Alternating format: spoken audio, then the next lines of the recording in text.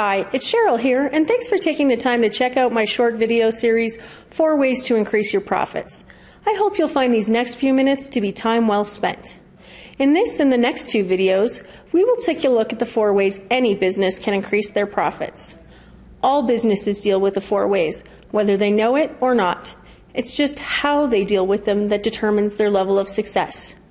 Regardless of seasonality, competition, little cash flow, or decreased tourist traffic, you can use these ideas to boost your revenue. In these videos, we'll take a closer look at some of the 4 ways and how to apply them in your business. But first, let me tell you a little about my story, so you know how using these 4 ways has made a huge difference in the way I run my businesses, how I've helped other businesses become even more successful, and why they can help you too. I bet I'm a lot like you. After years of working for someone else and making their business successful, I decided to try my hand at owning my own business. I'd already spent several years in retail and human resources management with pretty good success, so I figured I knew a lot about business. I bought and opened a women's fitness franchise. I bought 2 locations actually, thrilled by the prospect of controlling my own destiny and the profits that come with it. Life was amazing those first few years. The clubs were growing like crazy, we were very profitable, in fact 2 of the largest clubs in Canada, and I was having the time of my life. Then the problems began. As the clubs continued to grow, I was spending so much time at work, my personal life suffered. My family and friends started to give me a hard time because I was never around. I started to burn out and I felt like I was a slave to the business. It seemed the harder I worked, the more the clubs needed me. In my desperation for a break, I made a few critical mistakes. I was so close to bankruptcy, I stopped taking a paycheck because the business couldn't handle it. I found myself in a declining market, desperately trying to hang on to what business I did have. I tried all kinds of ways to increase my sales and spent thousands on marketing ideas that either didn't work or had very little result. I was desperate, and the harder I tried, the more it seemed that success eluded me. As they say, necessity is the mother of invention, so I looked around for some better solutions. I decided to get trained as a business coach. And as I was going through the training, I realized with stunning clarity all the huge mistakes that I had been making, and that the answer was in working smarter, not harder. As I started to apply the things I learned, things started to improve. Slowly we moved back to profitability, and this time I managed a better balance between my personal life and the business. I gradually let go of the gut-wrenching stress that comes with not knowing if you're going to make payroll this month, or if you can afford to advertise during peak season. Then I was approached by a number of other clubs who wanted to know what I was doing to succeed in such a tough market. So I started helping them, and it grew to me helping other businesses. Eventually I sold the clubs and had a baby. So the 4 ways to increase your profits information is just some of the stuff I'd learned, and I would like to share with you. So let's get to the good stuff. These concepts are applicable to any business, but I've customized the content for owners and managers in the hospitality industry. The key is that these are basic business concepts, so it really doesn't matter what type of business you run, these principles can still be applied. So without further ado, the 4 ways are: number 1, lead generation or getting new business. Number 2, conversion rate or converting travelers to guests, and we'll cover that in the next video. Number 3, number of transactions or how often someone buys from you, their frequency. And number 4, average dollar sale, how much money someone spends with you on average for each purchase. We'll discuss all of these 4 ways in the next few videos, but today we'll focus on lead generation. What is lead generation or marketing? In a nutshell, marketing is everything you do to place your product or service in the hands of potential customers. This includes answering the phone, having a website, sending out an email, even showing guests to their room. Each time you interact with a customer, you are marketing or displaying your accommodation and all you have to offer. Most business owners concentrate on getting the customer in the door and not enough time on keeping them coming back. Are you doing everything possible to enhance the stay of the guest and provide him or her with the opportunity to refer others? Are you offering your guests the chance to learn more of what you have to offer and giving them the option of spending more money during their stay with other things they might be interested in. Even the Marriott group still struggles to meet this challenge every day. Just keep in mind and think of your relationship with a potential guest like a bank account. Both people in the relationship make deposits and withdrawals. When you or your property provides great service, meets or exceeds expectations, and really goes over the top to satisfy, you have made a deposit into your account. If you've done a great job, you will have a raving fan who will tell everyone what a great experience they had, and you can't buy that kind of advertising. On the other hand, if you drop the ball or let a guest down, then you've made a withdrawal.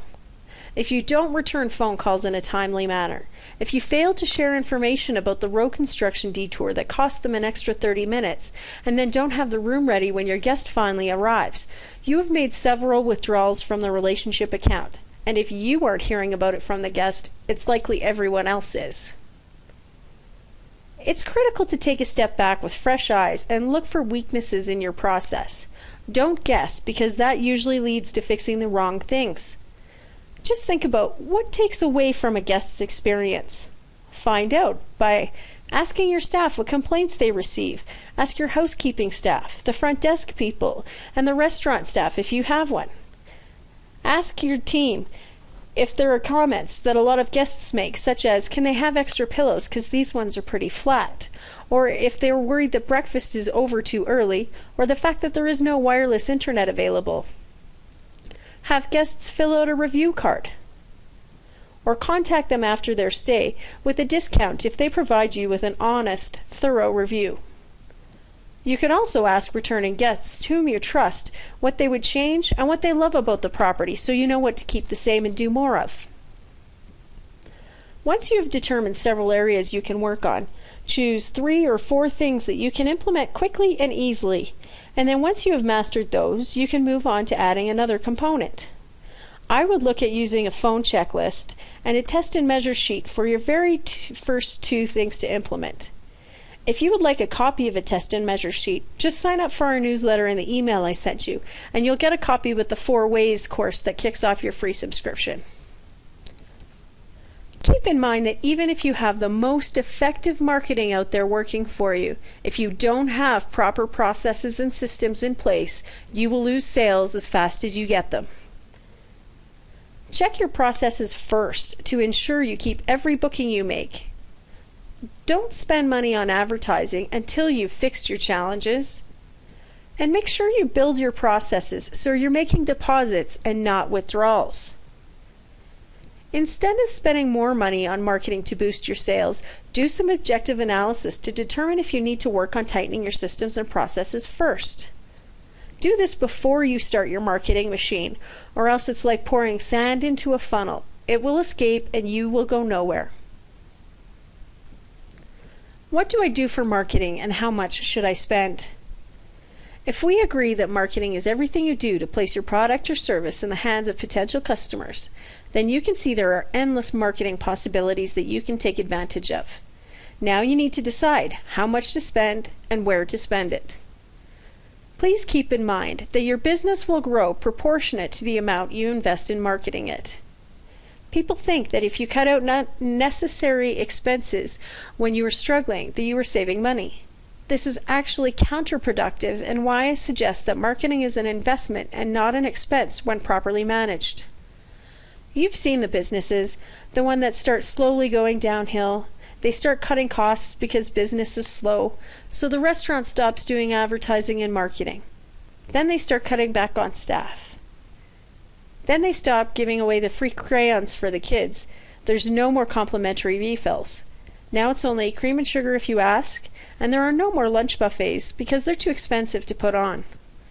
Little things start going by the wayside until you see the business is in trouble, but by then it's too late. Instead, after some careful testing and measuring, the business could have put on an aggressive, cheap marketing program and increased their traffic and profits instead of going out of business. If you don't invest in any marketing or advertising right now, but your business is shrinking every year, don't make this critical mistake.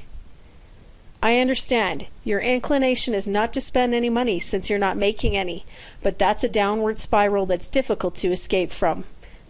Instead, look for smart, low, or no-cost ways to advertise. Ensure you get results from the money you do spend, and commit that your marketing budget is a percentage of sales. One of the best ways to keep your business growing is to reinvest in it. Draw new customers who then become old customers and refer all their friends along the way. If you fail to advertise, eventually the client base you once had will move on, and you will be left with no business. As I said, there are lots of ways to market without spending money. I recommend you read some of J. Conrad Levinson's guerrilla marketing books, specifically Startup Guide to Guerrilla Marketing, a simple battle plan for first-time marketers, and also Easy and Inexpensive Strategies for Making Big Profits from Your Small Business. Regardless of your property's size, some of the ideas in these books are brilliant, and you can scale them to any size property. For a successful marketing, let's have a look at the criteria for lead generation tactic. First, it pays for itself. The amount of the campaign cost to run should be completely covered by the profit you make from that source, say a newspaper ad. If it's not, then the ad is not successful and you need to change something. Try a different day, a different offer, or a different placement in the paper. If you still get no results, then try a different tactic. Next, the amount of effort is less than the amount of return. So if it takes you 20 hours to set up the campaign and you only make $100 from it, it's not worth it. Instead, look for high leverage marketing opportunities such as email, mailing postcards, and using booking websites like ours that offer high visibility but require low effort. Next, it has the potential to systemize, so you can run it on a regular basis with little preparation. Once you figure out the most profitable ways to market your business, you can systemize it and put it on autopilot. I have some articles on that for our subscribers, so click on the email below if you're interested in learning more. And lastly, it has the potential for viral advertising and referrals, meaning the advertising you do should be easily shared and spread to others to save you the cost and effort, but still allow your message to spread more quickly. Websites and newsletters are an example of this. For the example of the newspaper ad, you'll likely discover that some weeks are better than others. The next part of marketing is the testing, measuring, and tweaking.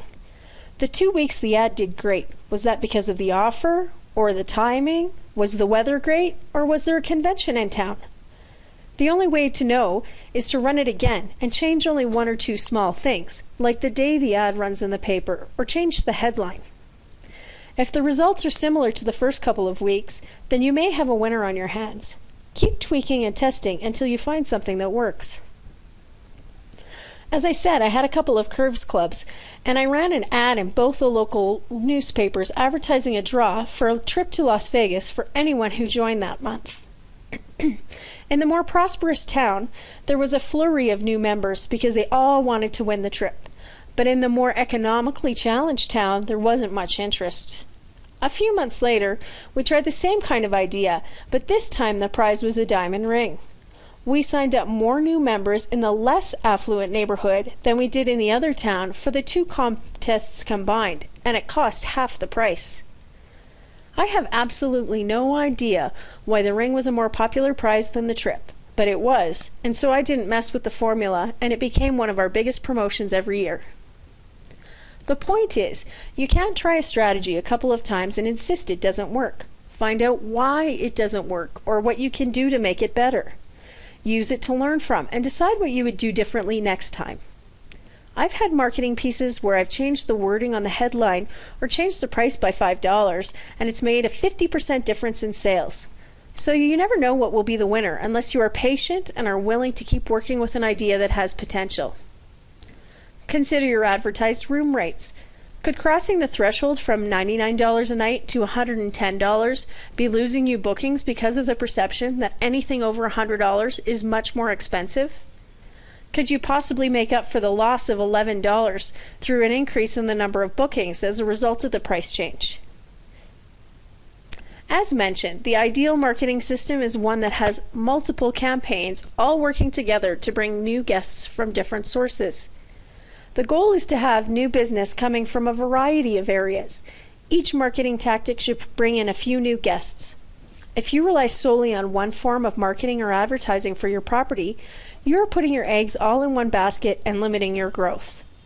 You know you've really got a great marketing system when you ask someone, "How did you hear about us?" And they say, "Well, I saw you on a number of websites, and then I Googled your property, and then I watched your YouTube video, I visited your website, and read some of the guest comments, and we thought we'd give it a try." This means it's easy for the people who are looking for you to find you. In other words, you are marketing in the right places to the right people. As you can see, this is just the tip of the iceberg when it comes to lead generation and marketing. The exciting part is, if you start with key things like testing your existing marketing to see what works and what doesn't, the mystery of marketing will disappear. And as you begin to systemize it, we'll cover that in another report, you can almost put your marketing on autopilot and concentrate on other aspects of the business. I'll be covering these topics in much more detail on the monthly mastermind call we're starting for our property partners. Click on the link below if you'd like to learn more. Well, that's it for today. In the next video, we'll go into greater depth about lead conversion and how to get bookings after you've gotten a potential guest's attention. Thanks for watching.